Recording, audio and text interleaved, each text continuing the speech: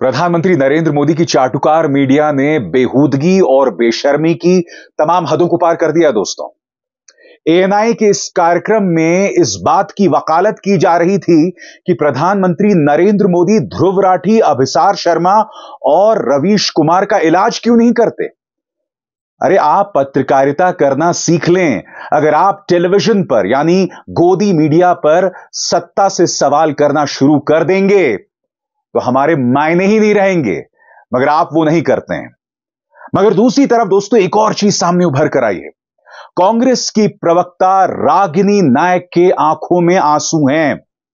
वो India TV के संपादक रजत शर्मा पर एक कार्यक्रम के दौरान बदजुबानी, बेहुदा भाषा या ये कहा जाए गाली देने का आरोप लगा रही हैं।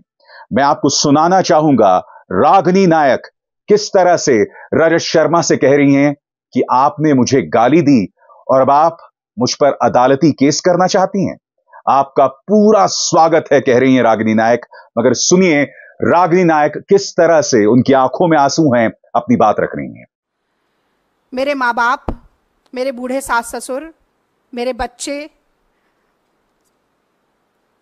सब वो वीडियो देख रहे थे। कांग्रेस के लाखों करोड़ों लोग, इस देश की जनता वो वीडियो देख रही थी। आपने मुझे गाली दी सिर्फ इसलिए कि मैं ईमानदारी से अपनी पार्टी का काम कर रही हूं। और सिर्फ गाली नहीं दी, उसके बाद सुबह आपने मुझे धमकाना शुरू किया। आपने कहना शुरू किया कि अगर प्रेस कॉन्फ्रेंस किया जाएगा तो डेफेमेशन का केस करेंगे। मतलब आप चोरी करें, उसके बाद आप सीना चोरी करें। आपको लगता है कि धमकाने से हम डर जाएंगे? और ये आंसू सिर्फ इसलिए नहीं है कि मेरा अपमान हुआ है, ये आंसू इसलिए कि आप सोचते हैं कि सत्ता का घमंड इतना है, अहंकार इतना है, आपको लगता है कि आप कुछ भी करेंगे और बच के निकल जाएंगे क्योंकि मोदी जी का हाथ आपके ऊपर है। आप गाली दें, उसके बाद आप कहें कि आप ही डेफेमेशन का केस करेंगे और कांग्रेस पार्टी पीछे हट जाएगी। मैं आपको बतला दूं दोस्तों, रागिनी नायक के इस बयान के मुताबिक उन्होंने बाकायदा पुलिस स्टेशन में रजत शर्मा के खिलाफ केस भी दर्ज कर दिया है। और दूसरी तरफ इंडिया टीवी की तरफ से रागिनी नायक को और पवन खेरा को और जयराम रमेश को, जो कि कांग्रेस के नेता हैं, उन्हें चेतावनी दी गई है। यहां तक कि यह भी कहा गया है कि अब आपसे अदालत में मुलाकात होगी। क्या इंडिया टीवी के संपादक ने रागिनी नायक को भद्दी गाली दी? मैंने ये बात औपचारिक तौर पर कही है कि अगर रागिनी नायक के साथ कोई नाइंसाफी हुई है, अगर भद्दी भाषा का इस्तेमाल किया गया है, तो मैं रागिनी नायक के साथ हूं। मैं हर उस महिला के साथ हूं जिसके साथ नाइंसाफी हुई है, जिसके खिलाफ बदजुबानी या भद्दी भाषा का इस्तेमाल किया जाता है। मैंने भी वो वीडियो देखा है जो रागिनी नायक ने अपने सोशल मीडिया हैंडल पर पेश किया है। मैंने ध्यान से सुनने की कोशिश की। मुद्दा यह नहीं कि रजत जी ने क्या कहा है। रजत जी के साथ मैं काम कर चुका हूं। मैं उन्हें एक सज्जन के तौर पर मानता हूं। हालांकि उनकी पत्रकारिता के बारे में मेरी कोई बहुत अच्छी राय नहीं है, और क्यों नहीं है कुछ देर बाद बताऊंगा। मेरा यह मानना है कि इस मामले की जांच होनी चाहिए। अगर इंडिया टीवी रागिनी नायक या कांग्रेस को अदालत में ले जाना चाहती है तो कांग्रेस को अपना पक्ष रखना चाहिए। मगर आज मुद्दा सिर्फ वो नहीं है दोस्तों। जिस टेलीविजन क्लिपिंग का हवाला रागिनी नायक दे रही हैं और अपने बचाव में रजत शर्मा ने जिस टेलीविजन क्लिप का हवाला दिया है, उसमें मैंने एक चीज को नोटिस किया दोस्तों। एक चीज पर मेरी निगाह गई।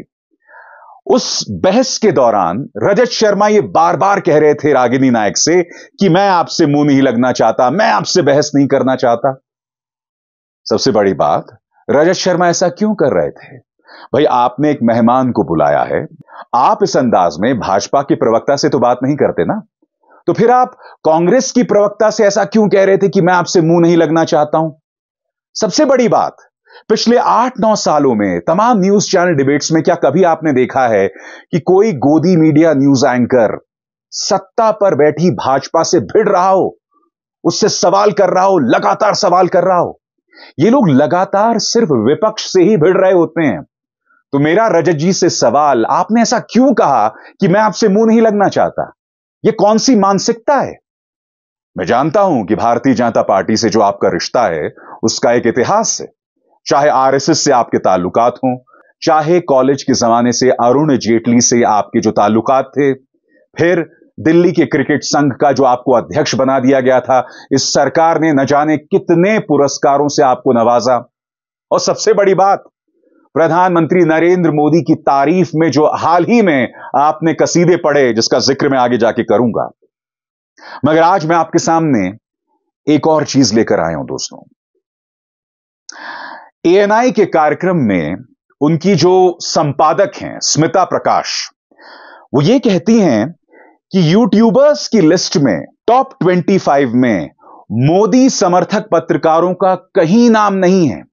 वो बाकायदा कहती हैं कि नंबर 1 पर अभिसार हैं, उसके बाद रवीश हैं, उसके बाद ध्रुव राठी हैं। मगर आगे जाकर जो वो कहती हैं वो बहुत खतरनाक है। वो ये कहती हैं कि सरकार इनका इलाज क्यों नहीं करती। मैं चाहूंगा आप ध्यान से सुने और फिर आप बताएं कि ये क्या कहने की कोशिश कर रही हैं।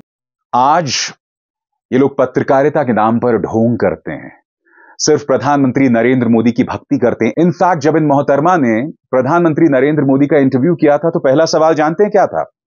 कि भाई ये चुनाव तो है औपचारिकता के नाते, जबकि आप जानते हैं कि भारतीय जनता पार्टी जो है बहुमत से 32 सीटें दूर रह गई थी। तो एक तरफ भारतीय जनता पार्टी की ये जमकर चाटुकारिता, मगर दूसरी तरफ वो खतरनाक सोच कि आप अभिसार शर्मा का इलाज क्यों नहीं करते, आप ध्रुव राठी का इलाज क्यों नहीं करते, या रवीश का कोई इलाज क्यों नहीं करते।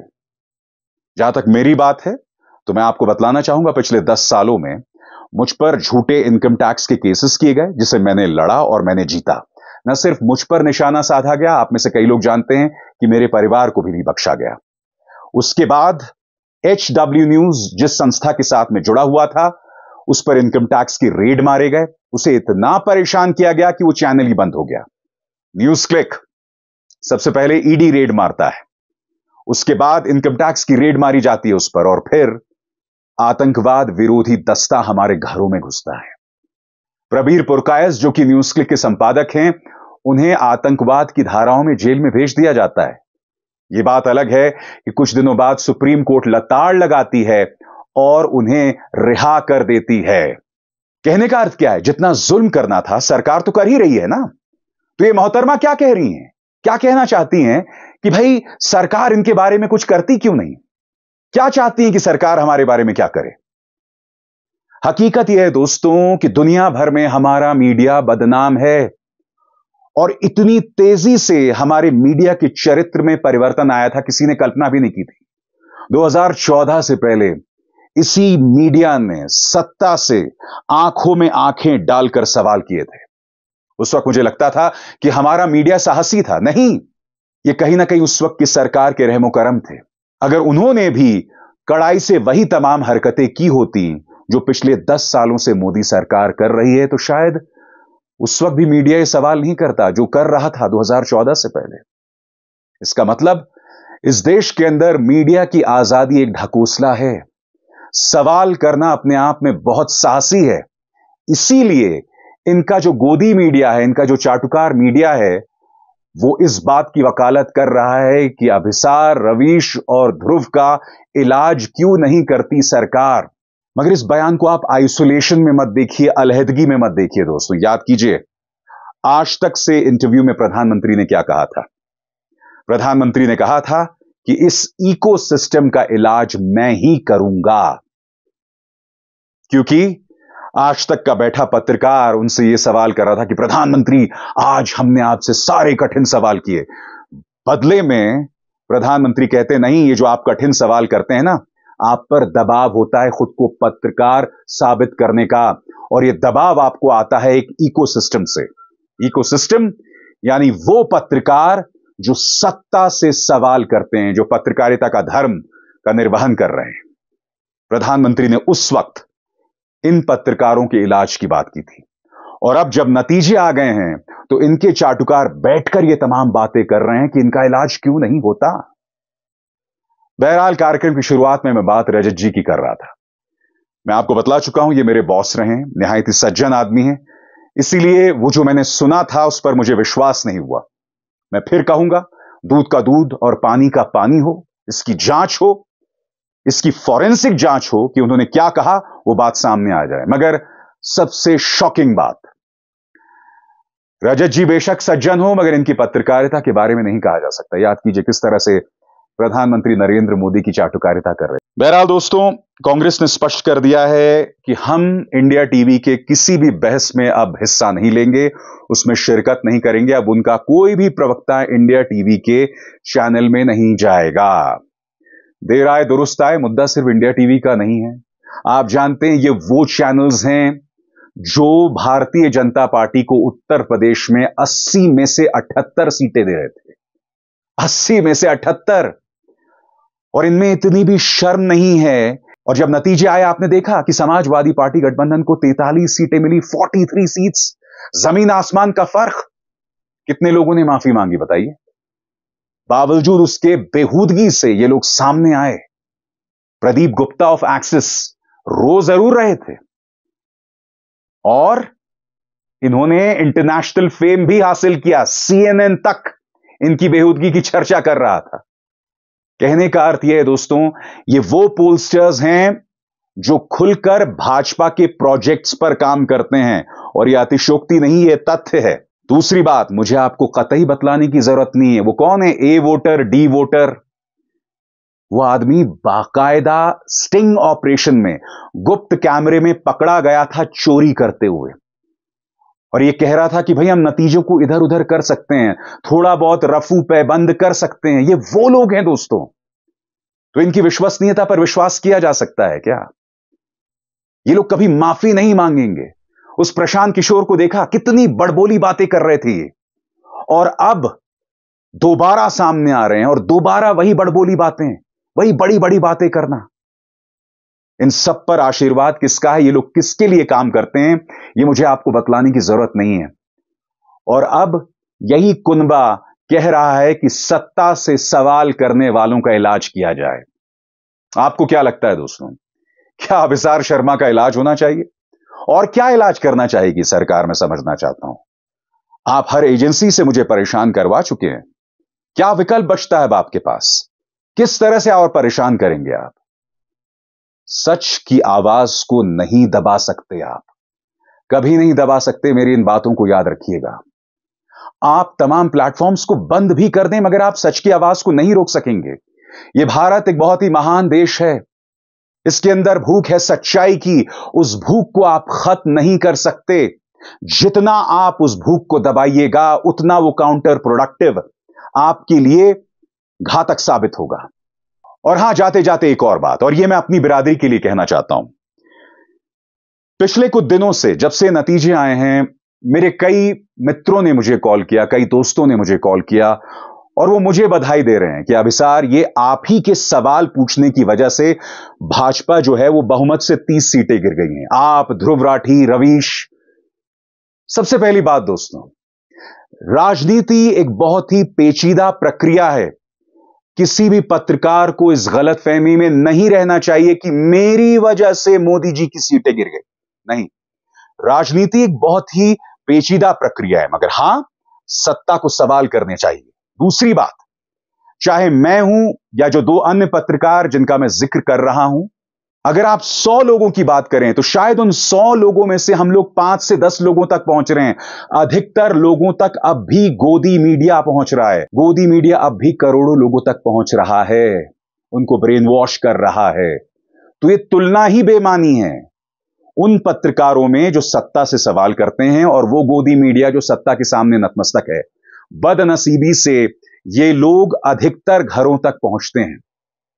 और फिर हाथ जोड़कर मैं अपने उन तमाम पत्रकारों से अपील करना चाहूंगा कि इस गलतफहमी को मत पालिए कि आपकी वजह से कुछ सीटें कम हो गई हैं। सबसे बड़ी बात, यह आपका काम भी नहीं है कि कौन सी पॉलिटिकल पार्टी सत्ता में बैठे, कौन सी पॉलिटिकल पार्टी सत्ता से बाहर हो। यह आपका काम नहीं है।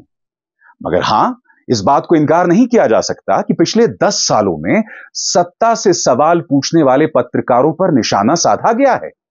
इनकम टैक्स रेड मारी गई हैं, आतंकवाद की धाराओं में आपने उन्हें जेल में बंद किया है। आपने पत्रकारों के लिए ऐसे हालात पैदा कर दिए कि उन्हें कोई नौकरी नहीं दे रहा है। और आपके सामने मैं हूं, जीता जागता प्रमाण। जब मैंने एबीपी न्यूज छोड़ा था दोस्तों, उसी दिन मुझे हिंदी साहित्य अकादमी का पुरस्कार मिला था। कुछ ही महीनों बाद पत्रकारिता का जो सर्वश्रेष्ठ पुरस्कार है, रामनाथ गोविंद का पुरस्कार मुझे मिला था। और आज मुख्य धारा के न्यूज चैनल्स में मेरे लिए कोई जगह नहीं है। मुझे भूल जाइए, रवीश के लिए कोई जगह नहीं है जो कि मैग्सेसे पुरस्कार से सम्मानित हैं। यह हालत है और यह हकीकत है। तो यह बात तय है कि पिछले 8-9 सालों में सत्ता से सवाल पूछने वाले पत्रकारों के लिए हालात मुश्किल पैदा हुए हैं, मुश्किल पैदा किए गए हैं। मगर वो गलत फहमी मत पालिए कि आपकी वजह से कोई पॉलिटिकल पार्टी सत्ता से जा रही है या सत्ता में आ रही है। अभिसार शर्मा को दीजिए इजाजत। नमस्कार।